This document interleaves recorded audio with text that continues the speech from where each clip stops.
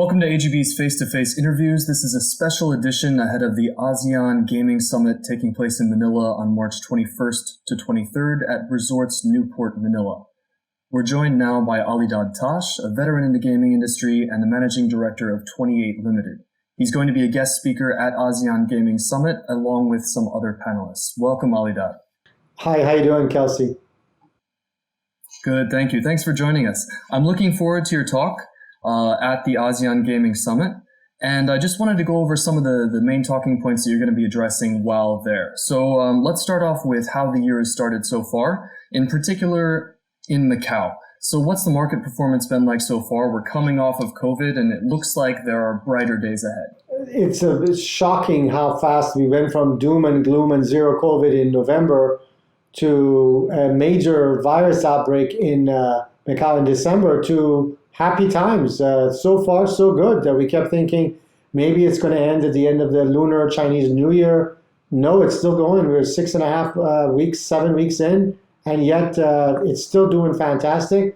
Business is back. We're not back quite at the 2019 levels, the pre-COVID levels, but it is so much better than what we've seen over the last 3 years. We had the best month since the pandemic started 3 years ago. And the fun keeps going. The party hasn't stopped yet.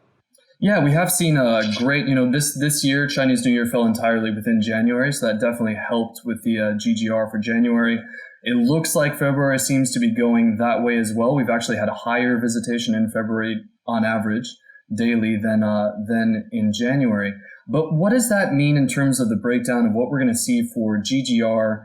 And is it actually a good idea to say that we're going to be approaching 2019 levels for GGR, or should we be looking more at something like EBITDA? Neither will happen this year. I mean, remember, don't forget that in 2022, the entire year, Macau generated 14%, 1/7 of what it did in 2019. So even if it triples what it did last year, we're still far short of what happened.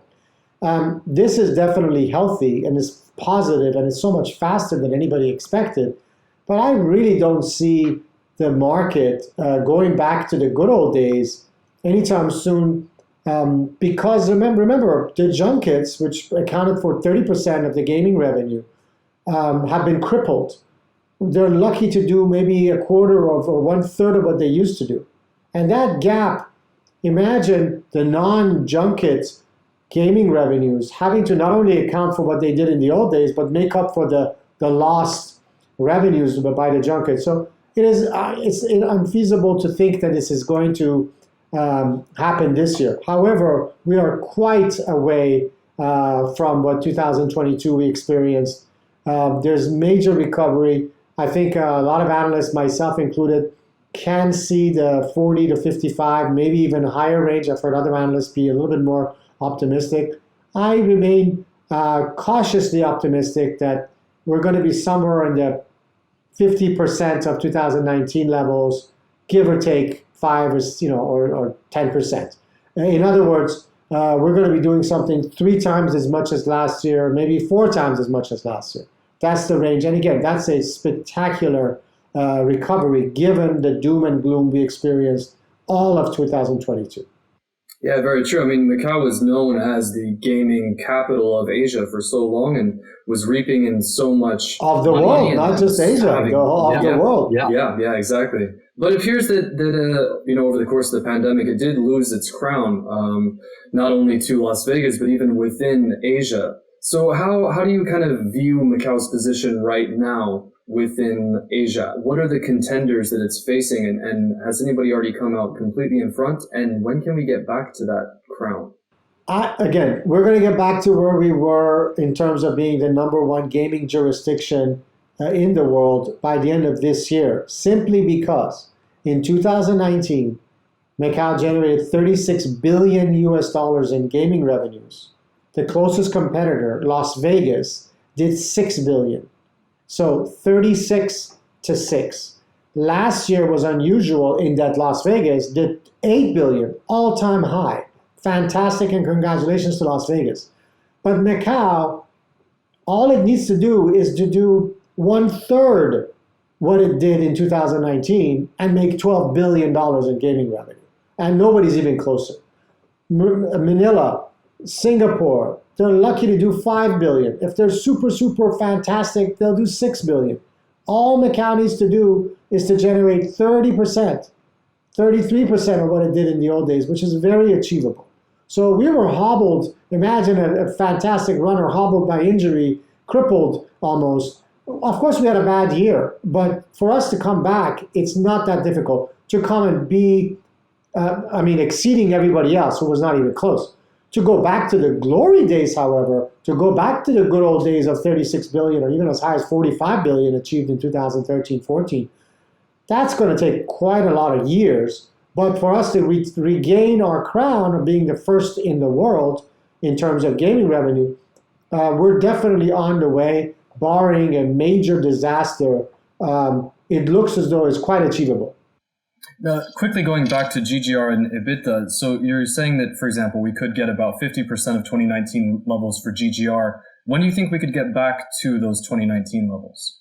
For gaming revenue, this is 2023. I don't think we're going to be able to get anywhere until we get close to the end of the decade because there's a huge gap to be filled. I mean, things are good. 14% is quite a way away from 100%. So it will be quite a few years for the gaming revenue for the non-game junkets world to not only recover what they did, but to recover the missing junkets going forward.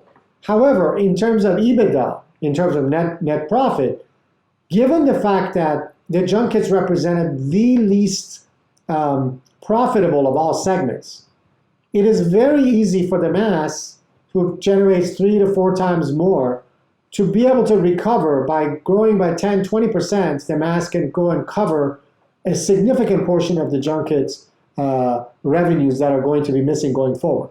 And also, don't forget, the government has emphasized non-gaming revenues, and that's something the operators are forced to go further than before. And non-gaming revenues also have very healthy margins.